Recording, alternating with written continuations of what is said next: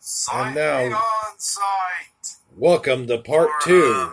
If you haven't seen part one, then characters too well. what the hell's the matter with you? Go back and see part one, and Merry Christmas, everybody. This is part two of He-Man and She-Ra Christmas Special, and here we go. The peacock feathers, I don't know. And He-Man talks some nonsense, and then we're back on Horde Prime's planet, which I guess is supposed to be the Fright Zone. And the kids are again talking to Orko about Christmas or some shit. And there's these little robots now that are what you would get if you mixed Care Bears with GoBots, I guess. I don't know. But anyway, these little, I don't know what to call them. Somehow they do this from the inside of the prison. Although they're inside the prison too, so I guess the cells are all connected. But they never explain that. And here comes the, GoBots. And I'll just call these the rip-off GoBots. And they get on in right away. I'm going to skip through this part. So we finally get GoBots versus Transformers in this He-Man and She-Ra Christmas special. As they chase away and do some cartoon antics that, again, you would see more indicative of the Scooby-Doo cartoon. But this is, after all, the He-Man and She-Ra Christmas special, ladies and gentlemen.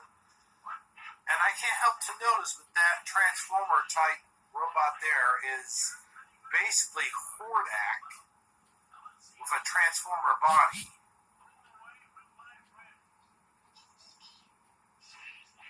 And this Christmas special is meaning, I don't know.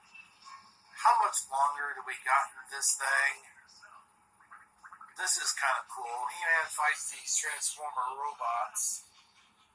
Which I would like to see actually He-Man fight Transformer robots in a crossover. Probably will never happen. This is probably going to be the closest we ever get. And I think he needs help because here comes She-Ra. Because we haven't seen enough of her sword doing things that swords really shouldn't do. But her sword could do things like that in the show, so I'm going to let it go for this review. And let's move on. Apparently now there has been which are easily defeated.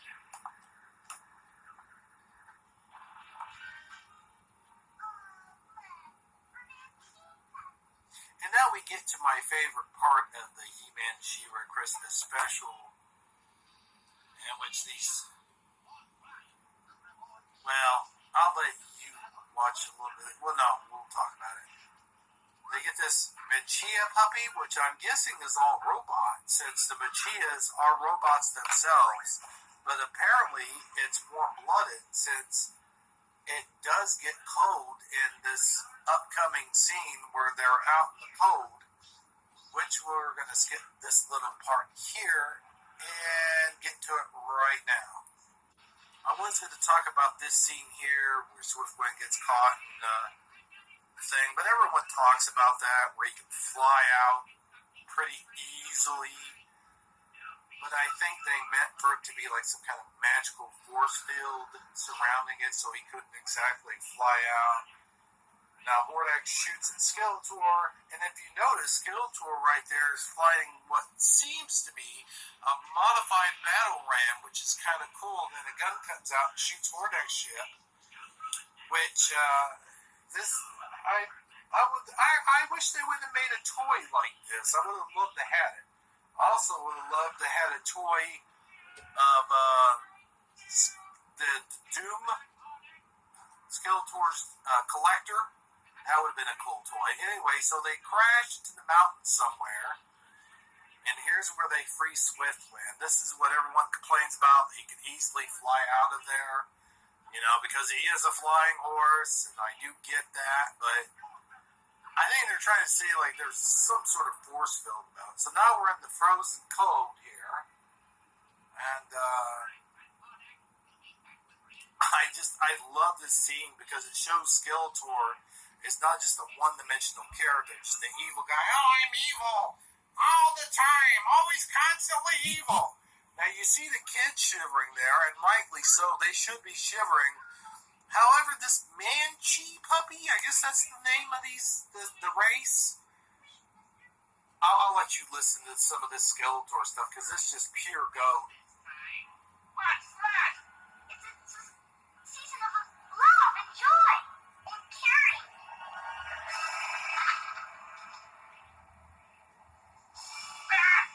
That's what Christmas is.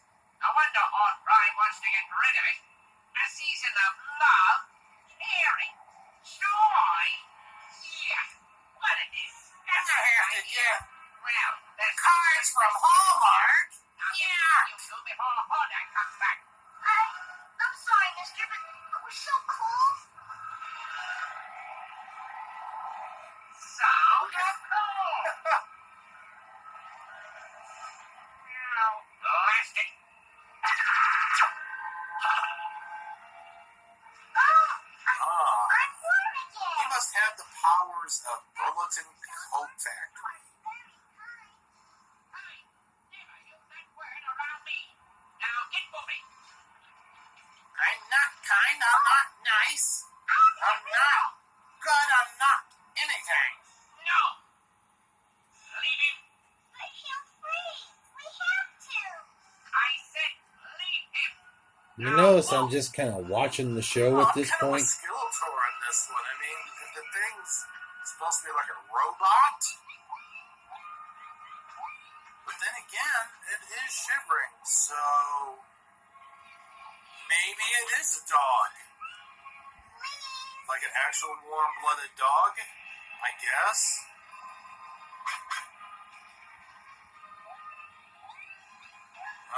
Listen to this line. Blast it. I just love his blasteds. And Skeletor. Oh, what's coming over me? But whatever it is, I don't like it. Now, stop licking my face, you crappy dog. Get away It's from me. leftover barbecue sauce. Get off.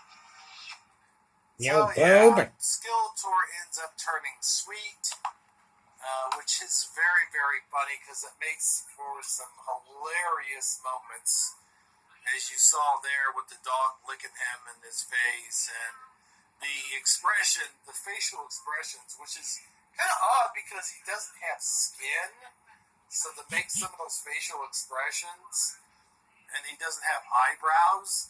So I guess the brow bones, I guess, are moving. I don't know, but I love this part. And to be honest with you, I don't really have a problem with this Christmas special. In fact, I love this Christmas special. I watch it every year. I know there's a lot of critics out there that this is their guilty pleasure. Well, it is my guilty pleasure.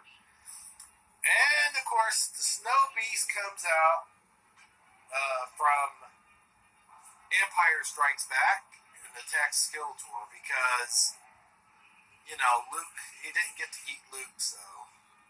And this happens. And I know it's not the Snow Beast from Star Wars, but it would have been funny if it was. It would have been great if he would have come out and he just had one arm. Look at that expression on Skeletor. It's funny how they can make him smile like that. Skeletor gets knocked down every single week by He-Man, easily. I am so tempted just to watch this and not review it. But anyway, so we see Hordak and Skeletor do this little fight thing where they fight. I guess Horde Prime shows up in his ship saying, "You have failed to ruin Christmas."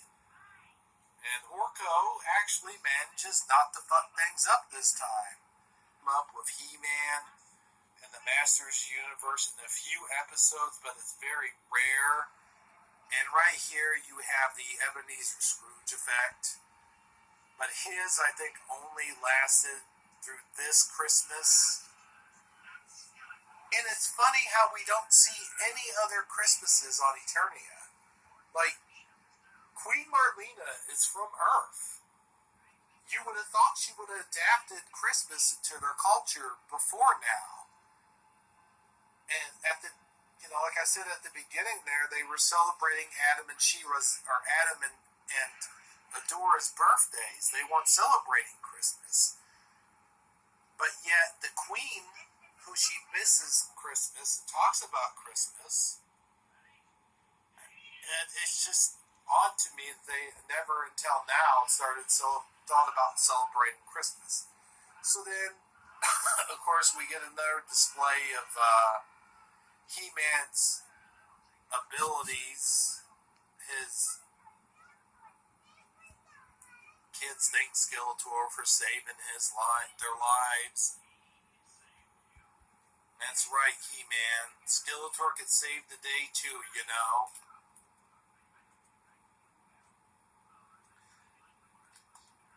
But yeah, Queen Marlena has never mentioned Christmas before this. And I don't think they ever mentioned Christmas after. There's no mention